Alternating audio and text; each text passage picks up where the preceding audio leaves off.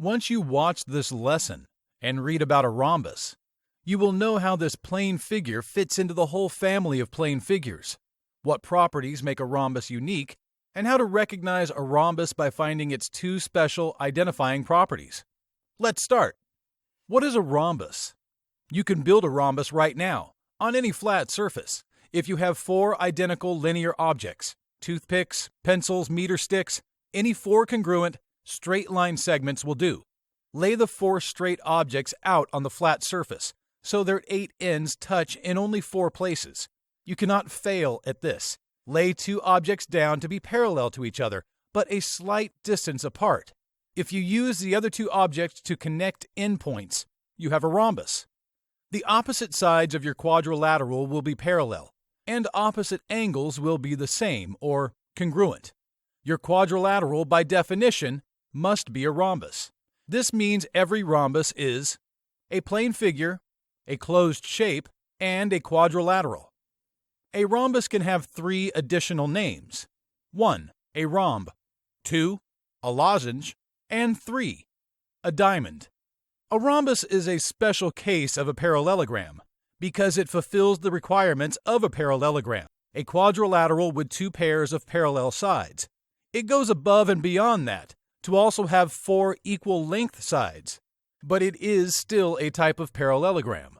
Every rhombus you see will also be a parallelogram, but not every parallelogram you meet will be a rhombus.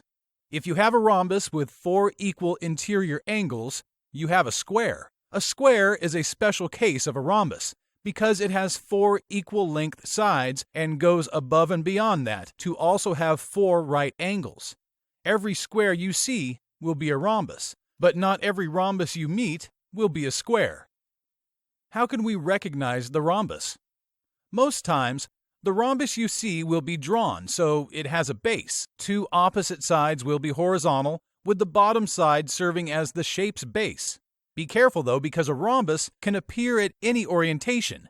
When it stands up, so it is symmetrical in appearance, its diagonals are horizontal and vertical, it is usually called a diamond. If you struggle to remember its name, think of a square that has been run into by a bus, so it is tilted over. Get it? Run into by a bus? Rhombus? One of the 2 characteristics that make a rhombus unique is that its 4 sides are equal in length, or congruent. The other identifying property is that opposite sides are parallel. If you have a quadrilateral with only 1 pair of parallel sides, you definitely do not have a rhombus, because 2 of its sides cannot be the same length. You have a trapezoid. If you have a quadrilateral with 2 pairs of parallel sides, you do not necessarily have a rhombus.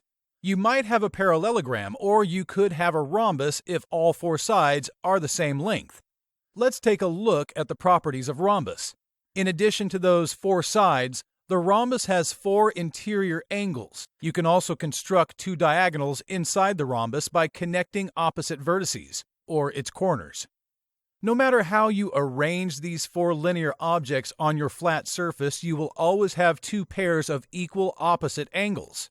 Start over with 2 of your objects, and this time, concentrate on making an acute, less than 90 degrees, angle out of them. Use the other 2 objects to connect the original 2, up and to the right, to make your 4-sided quadrilateral plane figure. A rhombus. Look at the bottom left angle and the top right angle. They are the same. They are congruent. Look at the bottom right angle and the top left angle. They are congruent. Opposite interior angles of a rhombus are congruent. The 4 interior angles of a rhombus always add up to 360 degrees. A wonderful and rare property of a rhombus is that its diagonals are always perpendicular to each other. You can see this for yourself if you lay down your 4 straight objects to make a rhombus and then draw in diagonals. No matter what angles you have for the rhombus's 4 vertices, the diagonals of a rhombus are always at right angles to each other. These diagonals also cut each other exactly in half. Geometricians say they bisect each other. That means the 2 diagonals divide the rhombus up into 4 right-angled triangles. In this lesson, you learned that a rhombus is a quadrilateral with 4 equal length sides, and opposite sides parallel to each other.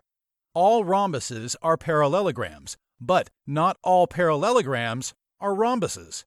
All squares are rhombuses, but not all rhombuses are squares. The opposite interior angles of rhombuses are congruent. Diagonals of a rhombus always bisect each other at right angles.